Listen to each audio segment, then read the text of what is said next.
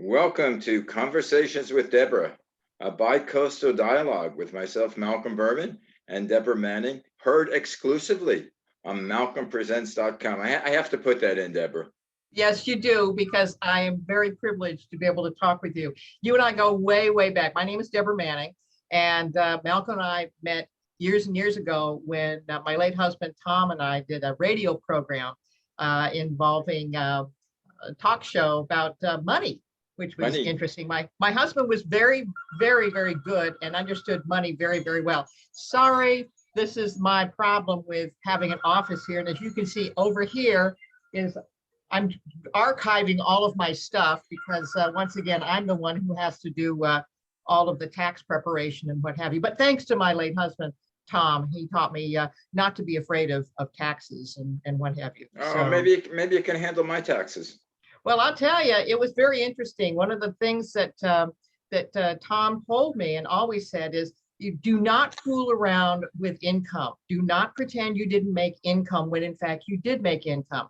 Now you can swirl around with the deductions because that's up to debate, but don't ever talk about you didn't make this kind of money. Well, in fact, you did. So If it's traceable.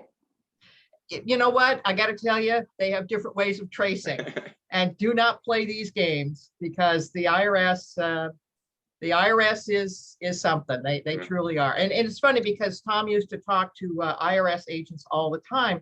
And the one good thing about it is you talk about reputation. He had a good reputation for telling clients that we had a number of clients when we were open as Great Western Capital back in Fountain Valley, those years.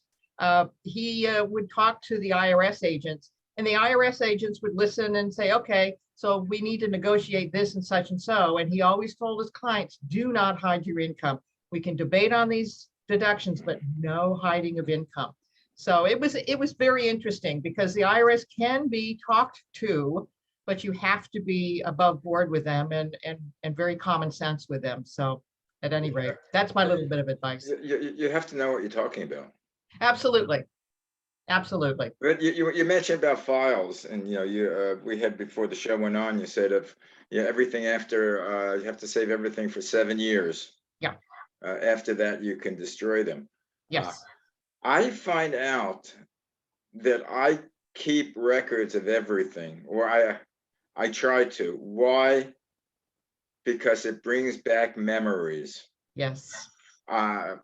When I moved, I'm living where I'm living now for 11 years. And before that, I lived, I think, 27 years in a house, which I sold.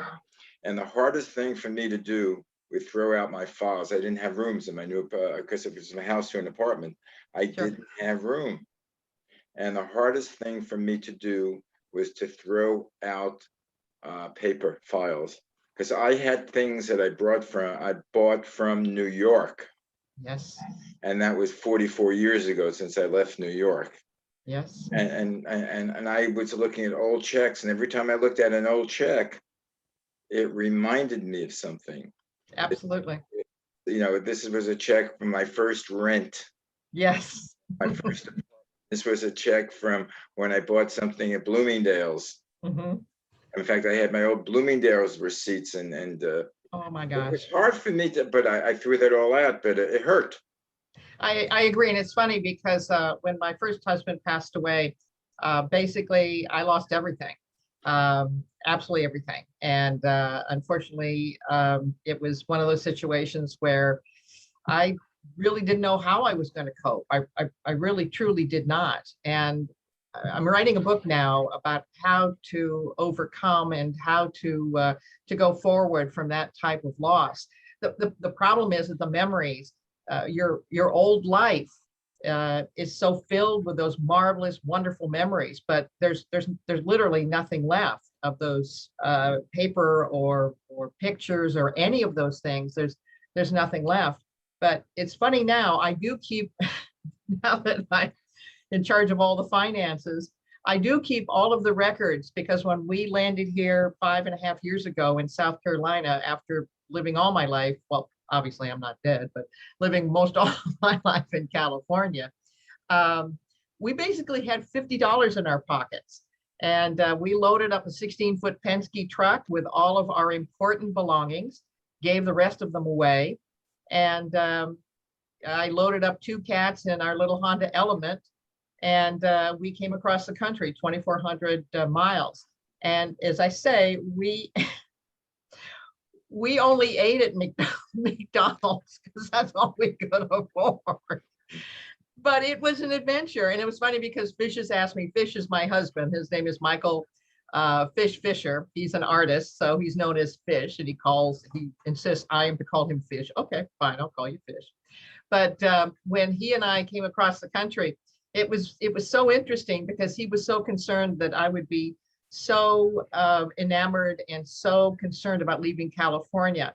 But in starting a new life, it's rather the adventure, and especially now with the age that I am, because I'm in my late 60s, and restarting your life, I do keep those paperworks that showed how much we were in debt, because fortunately we were able to get some credit cards and what have you. We moved into a very small house here in Greenville.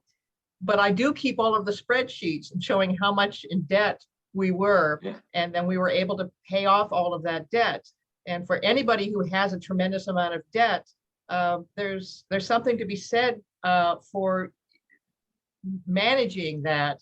If it's something that's going to enhance your life, then I spend it.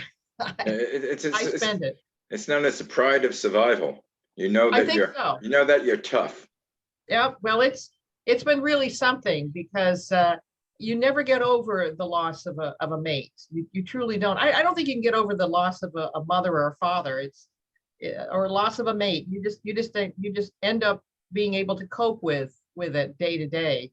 And it was quite the adventure for us coming across the country. And we were so happy that we ended up landing here.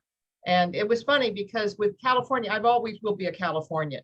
But trying to divorce the romance of California from the reality of California was very tough. I mean, for example, now you folks in LA County are going to have to start wearing masks again indoors, even if you've been vaccinated. And here in South Carolina, no, it's up to your own decision. I mean, wearing seatbelts is up for your own decision, but unfortunately, a lot of people don't wear seatbelts here in South Carolina, although police can go ahead and cite you. But once again, we ended up having our vaccinations. It wasn't a deal, but I get worried now because it concerns me that demanding masks indoors, even for vaccinated people, how does that convince anybody to get a vaccination, for heaven's sakes? I mean, that's crazy. Well, I think that they should not let people in who are unvaccinated. You should have a card. And if you don't want to be vaccinated, fine, stay with yourself. Well, if you're vaccinated, but keep in mind, Malcolm, that if you are vaccinated, even if you're next to someone who is unvaccinated, they're the ones who could possibly get, at this point right now, it's the Delta variant that seems to be circulating now, but you're not likely to get the Delta variant, which incidentally has not been it's not been as lethal as the initial COVID pandemic. Very few hospitalizations and very, very few deaths. Any death is a problem, obviously, it's tragic, but very, very few hospitalizations and very few deaths. And once again, you as a vaccinated person, me as a vaccinated person, I'm not going to get the Delta variant. Well, two things. Number one, according to statistics that I've been reading, is that in states like actually California over here, the increase is over 200% of what it was for unvaccinated people hospitalization. And I think it was Florida was a 257% hospitalizations, and it's 99% of those people are unvaccinated. So but once again, if they go to the hospital, okay, I can accept that, although I don't necessarily, I've not seen those types of statistics. But more importantly, are there deaths? From what I can see, there are minimal number of deaths. And once again, if you're not going to be vaccinated, it's your own personal choice. I'm an American and I have a choice to make whether I'm going to be vaccinated or not. But if you decide not to be vaccinated, then you do run the risk. But a vaccinated person, I'm very unlikely to get the Delta variant. Very Well, unlikely. what I'm worried about with variants is that these viruses are a clever type of organisms, or whatever you can That's what call them. viruses are. They're very clever. And they change. They know that there's a vaccine for them, and if they keep around, they'll change and they'll become immune to certain things. Well, they're not exactly like a gang or anything. No, excuse me, they're like roaches. Oh, We're going back to a show a few weeks ago, because yeah. like you could spray a roach, you have the roach spray, Yeah. and in 10 generations, the next generation becomes immune to the roach spray. Of So course, you then get a new roach spray, which at this point right now would be a booster shot. And 10 generations of roaches take about 2.5 days. I mean, they multiply like wow. That's true. I mean, That's true. We have a pest control person that comes in, and yes, they certainly do. But once again, the other thing that does concern me, and this was just released this morning, which was I don't know, and let me get your take on it. That apparently the Biden administration is working with Facebook to censor all quote unquote misinformation about COVID. Now, what in the world is that? What in the world is that all about? I mean, the quote unquote misinformation a year and a half ago was that the COVID the COVID pandemic was started because the Wuhan lab had an escaped virus, and that was banned. Well, it looks like it may not be the case. It may be, in fact, the case. So I'm not sure as to why the Biden administration would be working directly with Facebook. I mean, that smacks for me as an independent voter, and I am an independent voter. We're back to George Orwell's 1984. What is your take on it? Well, my take is that there's so much misinformation around there. There's so much misinformation about the vaccine. Aside from the fact they say, oh, the vaccine has not been officially approved of. Well, that's true. It has not. It's true. But they say, oh, don't take the vaccine because it's all sorts of these QAnon type of conspiracy. It is because they're putting a chip into your system. So, but don't you agree that normal everyday people at this point are not listening to QAnon? No. I don't know. They're listening to these crazy theories. Going back to politics. Yeah.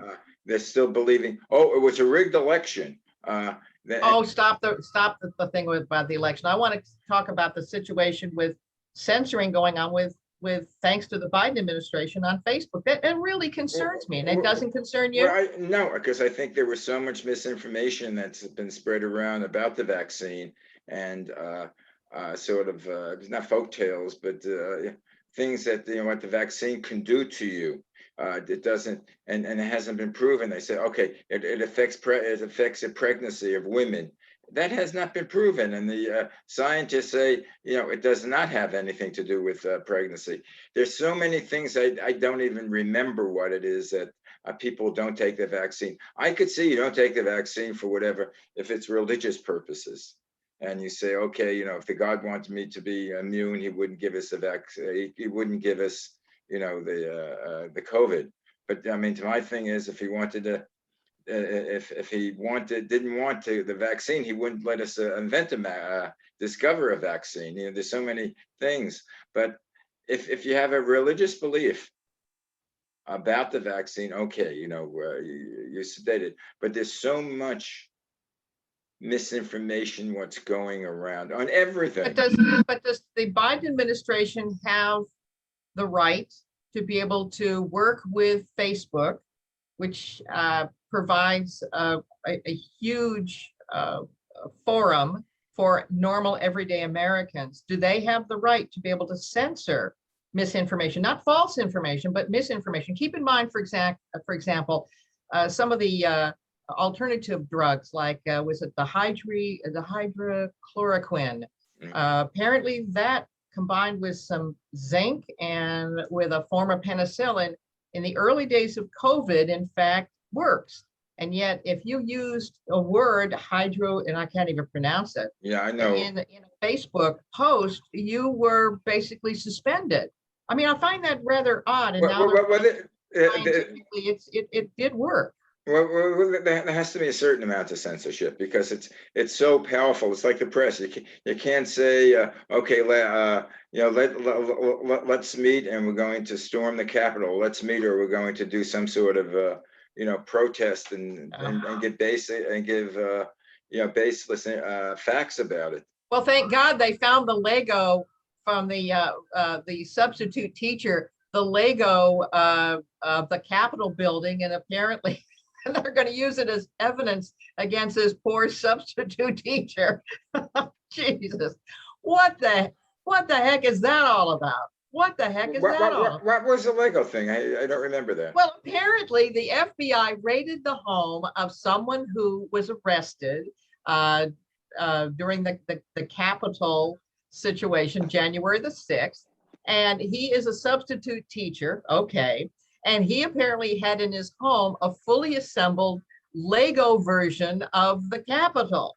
So they're now going to be using this as evidence that he planned this. A Lego. The guy's a substitute teacher, for crying out loud. I mean, we're grasping at straws here, and as I say, what concerns me is that the Biden administration, working with Facebook to do censorship, I think we're really grasping at straws here, and I'm really concerned about the impact on our civil liberties. For example, I mean, what's been interesting is to watch the Cuban people now. There are mass riots in Cuba, and the communist dictatorship is now arresting those individuals. Of course, the internet is now down, but once again, I mean, we hear very little condemnation, especially from the progressives. They won't even call the fact that the Cubans are protesting against the government, the communist government. Fortunately, President Biden has at least announced that he's very upset about it. He wants to support the Cuban people against, and he did finally name the former government, the communists, and yet the progressives did not. I just find that quite amazing, because now at least, thank heavens, we know what their values are. Well, actually, the Biden is trying to see if they could redo the internet, because the Cuban government has blocked it. He wants to see if there's any way that we could jury rig it and have it continue. The thing is, I think that the internet, the Facebook, and those types of internet platforms, they should be not censored, but they should be regulated the same way as you regulate the newspaper, the same way as you regulate certain newscasts on television. Well, of course, there hasn't been much regulation as proof of the past administration. There was a lot of misinformation. In fact, we had two reporters from the New York Times get Pulitzer Prizes for the Russian collusion story, which ended up, according to Bob Mueller, to be actually funded by the Democratic National Committee. Okay. I mean, that's true. No, again, all the facts haven't. It wasn't started by the committee. It was picked up by the committee. But the question is, the Mueller report, the Mueller report, did not say that there was no collusion. He said we cannot prosecute anything, or we cannot do it against the sitting president. It was Barr who came out, oh, no collusion, no nothing. That didn't say that. In fact, he's probably could be up on charges, because he came out, 2 days after the report came out, and he cleared the president of everything, which was totally untrue. Well, I do find it very interesting that 59 of the cell phones that were issued, 59 of the 98 cell phones that were issued to the Mueller group suddenly are missing. They can't find them. So, yeah, I mean, once again, it's just like, come off it, folks. I mean, everybody needs to just back off here, because bottom line is something very odd happened, and something continues to be very odd. the worry that I have at this point right now, and I want to talk about the situation now with inflation. I, of course, decided to get back into the stock market. I don't have a whole heck of a lot of money in it, $1.98 for heaven's sakes. But everybody is worried, completely worried about the inflation situation. And with inflation, they're charging the fact that the Feds are printing much too much money. So as a result, everybody has tons and tons of cash and they're going on out and spending, but they can't find the products. They're seeing unbelievable increases in food prices and gasoline. Gasoline, what with you guys is starting to top $5. Is that Yeah. is that the deal? About About $5. $5, yeah. Yeah. Ours is starting to top $3. And 5 years ago, when we were here, when we moved in, it was $1.69. So you're seeing the middle class be really impacted tremendously by inflation. There's a big debate now as to whether it's temporary or whether it's a permanent situation. I'm kind of the thought that it perhaps, I believe, could be temporary. And I think probably because, and I'm listening to the arguments here, that they're saying that it's a supply side situation where there is a lot of money that's out there. People are going out and finally spending money and want to have goods and services. And there could be a lack of those supplies. As soon as the supply chain starts to even out, they're saying, the pundits are saying, that inflation should simmer down. But let me get my glasses here because I thought it was very interesting. They said here that we're at 4.8% in terms of inflation, the highest since August of 2008. And once again, it's the highest in the last 13 years. So my husband and I are having a debate as to whether or not this is a permanent situation or not a permanent situation. I remember in the 1970s where we had rampant inflation. I remember trying desperately to get through my community college with having gas prices go from, remember, 35 cents a gallon up to a big 75 cents a gallon. Well, you remember those days in the gas lines? You're much older than me. Oh, stop it. Now, actually, in comparison to me, you're a kid. Yes, I'm a kidlet. I'm a kidlet.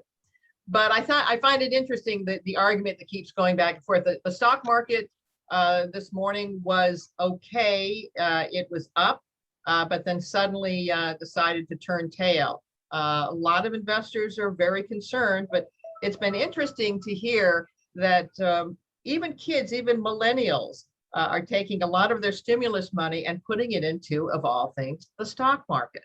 So part of that could be an overexuberance by the millennials, but once again, I when I was younger, I didn't understand the stock market, and right now, I still don't understand the stock market. When all reports are bad, the stock market goes up. When reports are good, the stock market goes down. I don't understand that. I know not so much well in this country. Yeah, I mean, when I read the newspapers, I don't know. Maybe it's the shows that I do, but I see the whole world is going crazy. Yeah, we'll not only hear what's happening in Cuba, the revolution, or not revolution. I don't know if it's a revolution. Yeah, I know what you're saying. The protests. Yeah, and I'm not sure what's happening in South Africa, where they're having troops in the street now.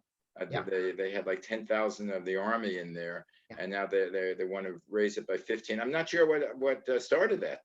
Yeah, I think I'm not either. It was something to do with the arrest of the former president.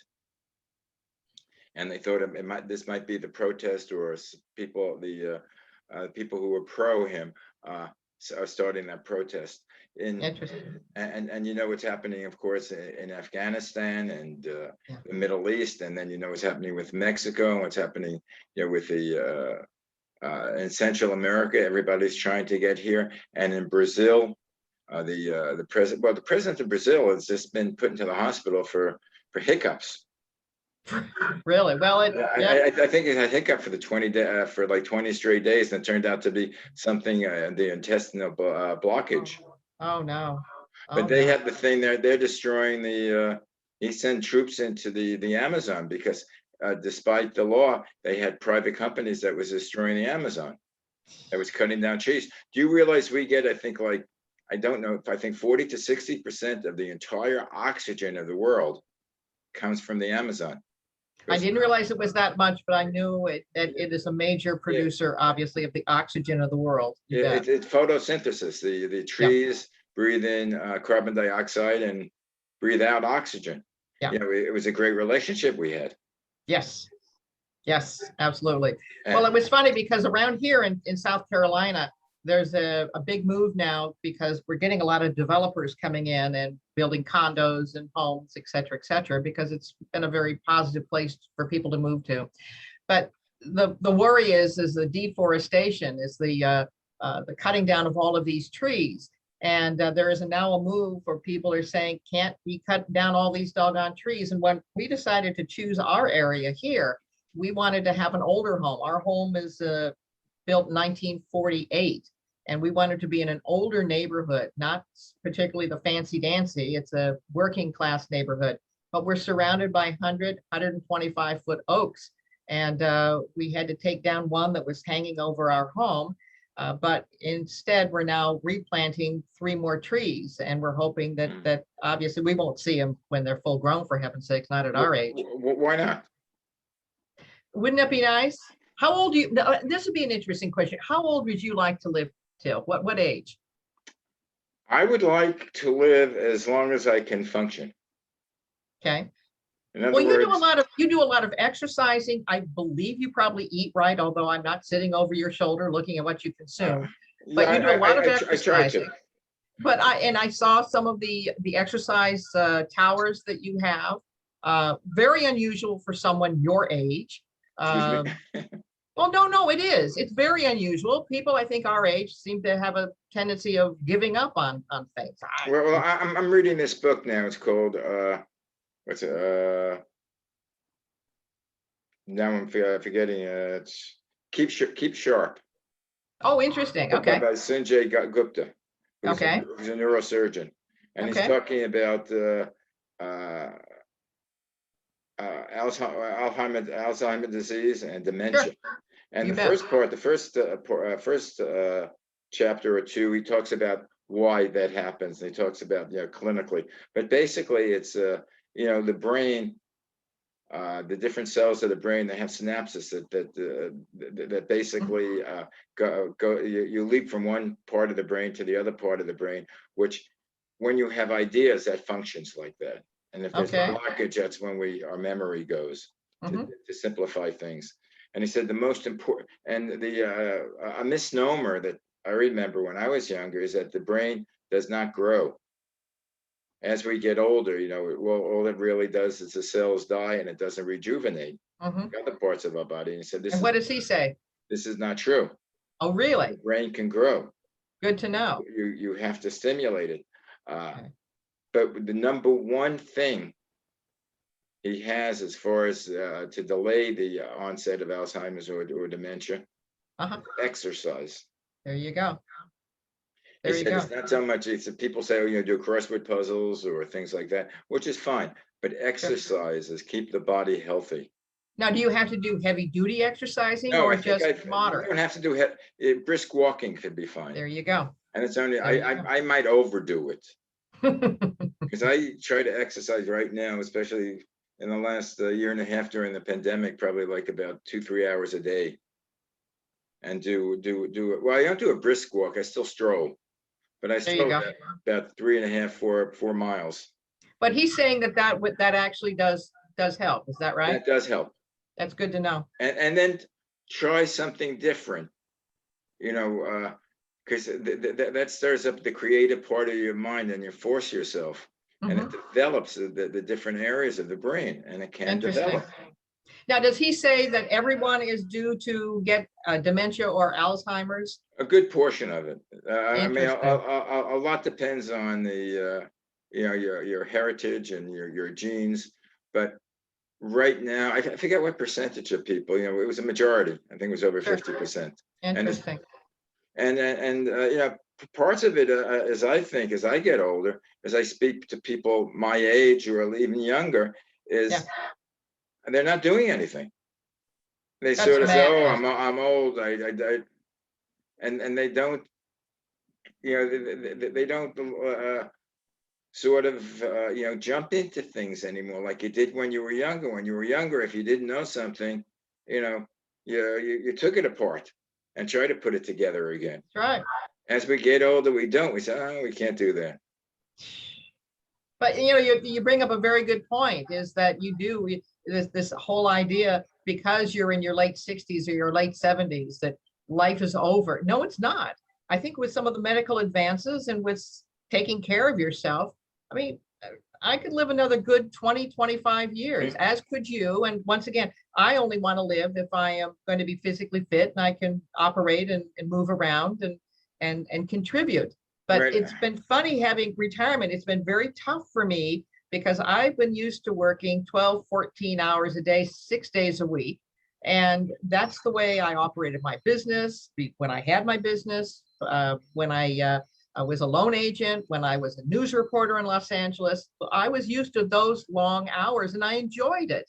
So it's been very, very tough for me to try and reconcile, quote unquote, retirement. But I'm now starting to realize, wait a minute. This could be a second or a third childhood here. It truly could be. It's like I keep on reinventing myself like every 10, 15 years.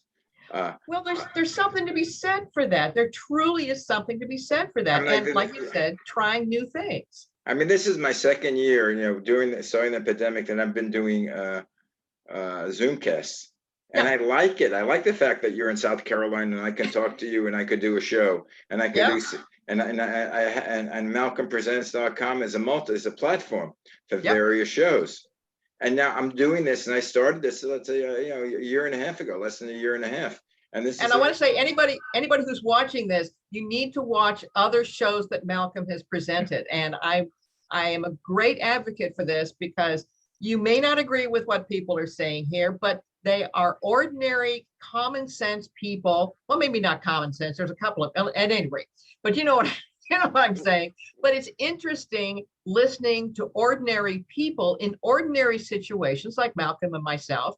We're not fancy dancy folks. We're just ordinary people. But it's interesting to listen to their experiences, and it's interesting to listen to their opinions. It truly is. I've been truly enjoying Malcolm Presents. So please, everybody, take a look at some of the other programs, because they're great. They really are. Yeah, thank you. What I'm trying to put together, most of it, and this is basically, banter between you and me talking about how we're living. I have a show called Sid and Malcolm, and Sid is feeding the poor. I just think that is fabulous. He collects food. So I'm basically, it's how we can help make the world better. Yep.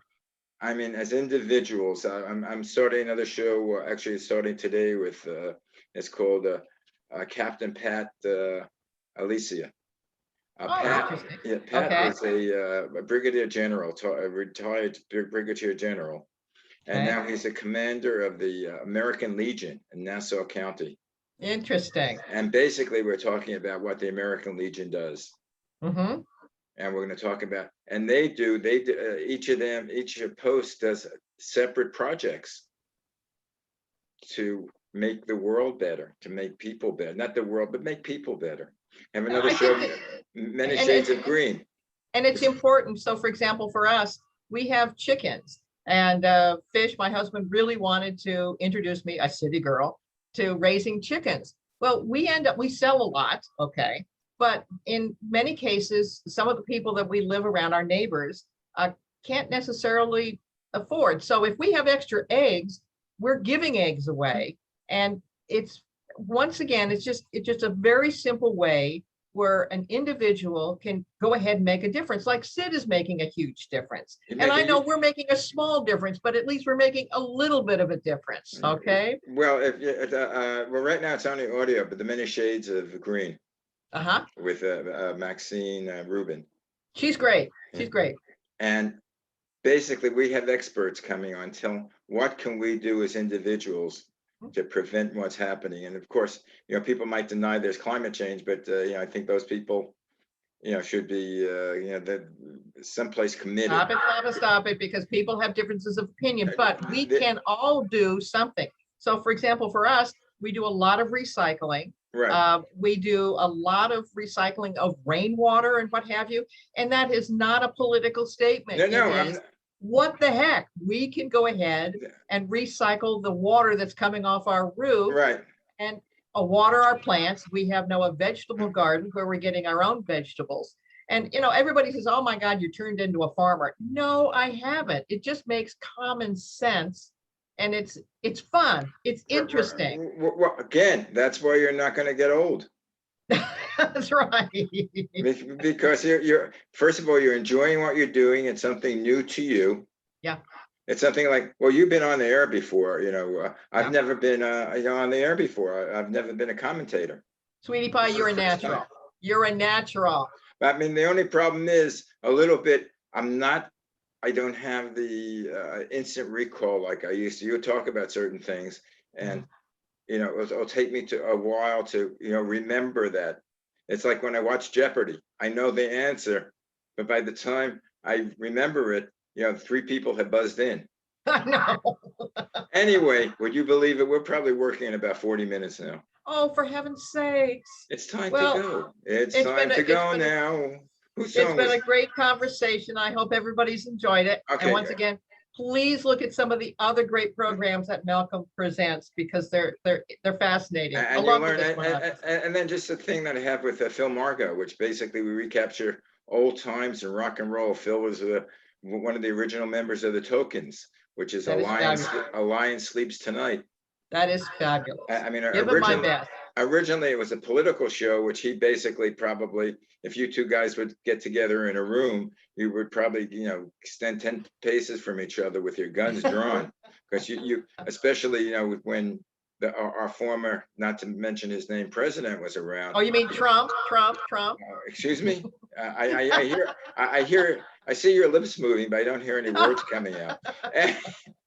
Anyway, we have a whole variety, a mixed bag of shows of programming. So again, it's malcolmpresents.com. Let us know. It's malcolmpresents@gmail.com. And I will see you next week and talk to fish. I want to do Deborah and the fish. I will see what we can do about getting fish on the air. It's something and the fish. What's the name of that rock song? That's right. All righty, sweetie pie. Okay. My best to your wife, Anna. Thank you. She's in New York enjoying it's her brother's birthday. Oh, wonderful. He's gonna turn a whole 50 years old. 50. He's in kindergarten. Right. Kindergarten. 50. I'll speak to you later, kid. Send my love again. Send my love to the fish. You bet. Bye-bye.